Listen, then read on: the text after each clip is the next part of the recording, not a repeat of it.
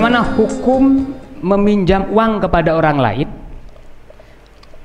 akan tetapi jaminannya itu dimanfaatkan oleh orang yang memberikan minjam. Saya ulang ya, bagaimana hukum memberikan minjam uang kepada orang lain tapi dengan persyaratan ada jaminan, dan jaminan itu dimanfaatkan oleh orang yang memberikan minjam. Nah, kalau di Indonesia istilahnya gade ya. Kalau di Lombok istilah nyanda nanggep. Nyanda itu yang menggadekan, nanggep itu yang menerima gade. Nah, gimana hukumnya? Ini yang sering terjadi ya di masyarakat kita. Santri dulu pernah ada yang melakukan ya. Dulu ada di tempat saya dulu ada orang mondok gade pada motor, menerima gade, hilang motornya. Motornya hilang. Ini ribet ini. Makanya sebaiknya kita hati-hati aja ya.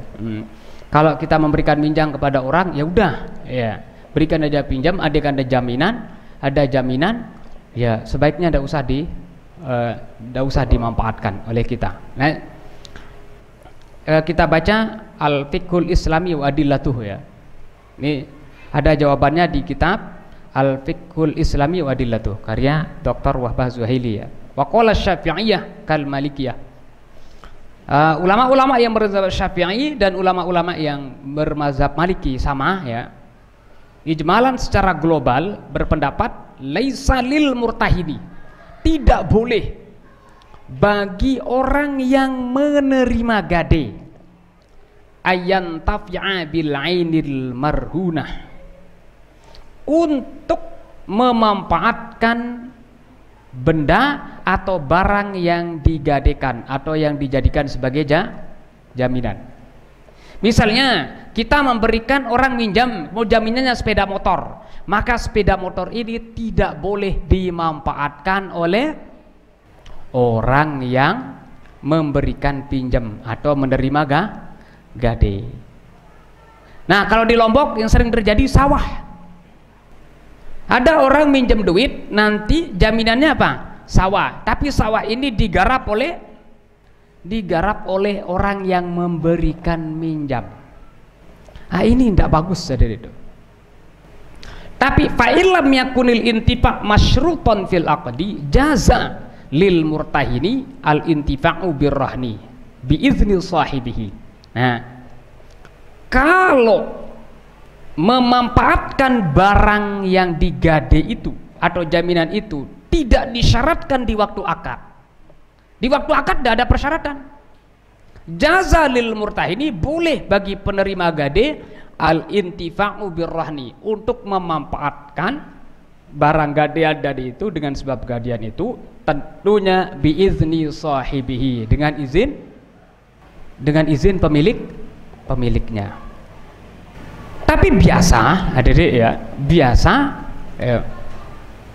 orang kalau menggadekan barangnya biasa dimanfaatkan ya.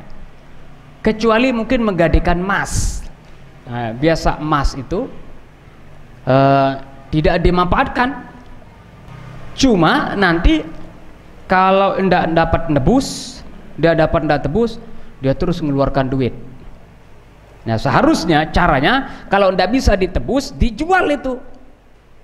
Artinya marhunah itu, barang jaminan itu dijual. Nah, nanti hasil penjualannya itu digunakan untuk bayar hutangnya. Nah, itu cara yang islami hadirin ya. Nah, cuma di Indonesia ini udah menjadi kebiasaan ya, menjadi tradisi udah ya.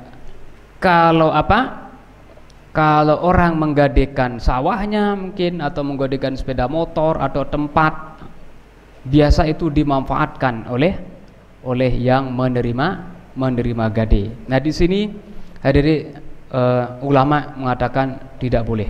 Ya. Kenapa tidak boleh? Itu dianggap nanti gitu ada unsur ribanya. Kenapa dianggap ada unsur ribanya? Li'anna kulla qardin jarra naf'an ay manfaatan bahwa riba wa haramun.